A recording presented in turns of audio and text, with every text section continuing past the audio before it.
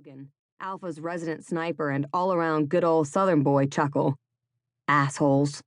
The both of them.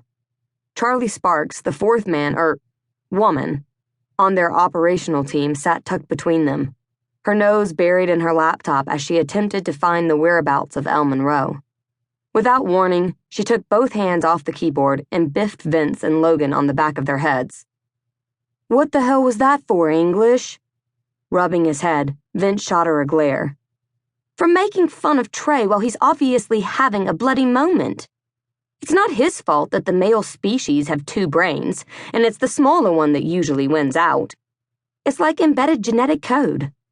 "I'm not having a moment," Trey grumbled in his own defense. "And I take offense to you implying that I make decisions with my dick." Charlie smirked. "I never said anything about your goods, Hanson." No, but it had been implied. And once upon a time, he did let his dick lead him around like he was a show pony in a parade. Hell, it had been fun, in his 20s. Now, at 34, going home alone, or with a different woman each weekend, had lost its appeal. And seeing his best friend and pseudo-sister's happiness confirmed what he'd already started realizing himself, that he wanted what Rafi and Penny had.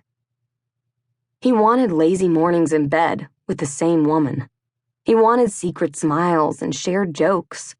He wanted someone in his life that he'd lay down his life for, besides his family and the bastards he called brothers. Maybe that made him the caveman Elle had called him. He wasn't sure. What he did know was that the second he and Elle had locked gazes, he'd experienced that protective tug in his gut that had him searching behind her sultry smile and come-hither stare. His need to get her into his bed had come later, albeit not by much. And now, not only was he not buried balls deep inside her sweet little body, but he sure as hell wasn't protecting her either. She was roaming Thailand without any fucking protective detail. Because of him. Where the fuck would she have gone? Trey had no one to blame but himself, but it didn't mean he couldn't be pissed about it. Logan covered a chuckle with a cough. "You know what would make finding her easier? If you'd have taken the time to ask her where she's staying. That didn't really come up in conversation." Charlie cocked up a single blonde eyebrow and paused in her typing to shoot him a glare. "You're bloody lucky you're sitting across the table right now, or you'd be getting clubbed in the head, too." Trey didn't doubt it. The British analyst held her own in their all-male outfit, showing them every day that she was a lot more than a smart brain, pink-tinged hair, and a few half-hidden tattoos. Though not a full-fledged operative yet, it was only a matter of time before she wore Stone down enough to give her a true shot. He nodded toward the laptop. "Find her now. Maim me later. The medical clinic director said Elle and her friend headed into town for a little R&R before heading back to the States, and it's not like this place is tourist central. There's only so many places they could be." Heads swiveled as the outer bar door squeaked open, and 4 men walked into the building.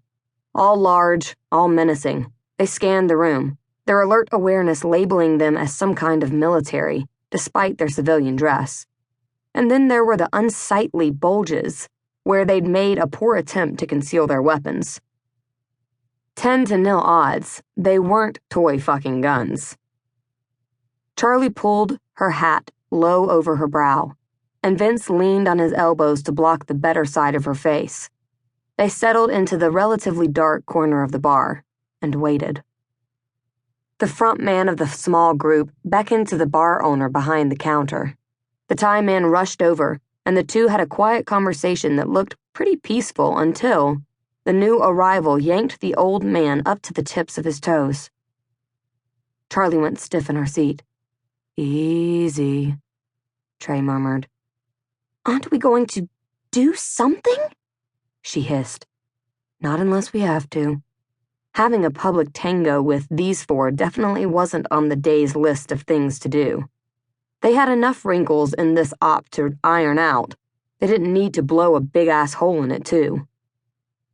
As suddenly as he lifted the old man onto his toes, the gang leader released his hold.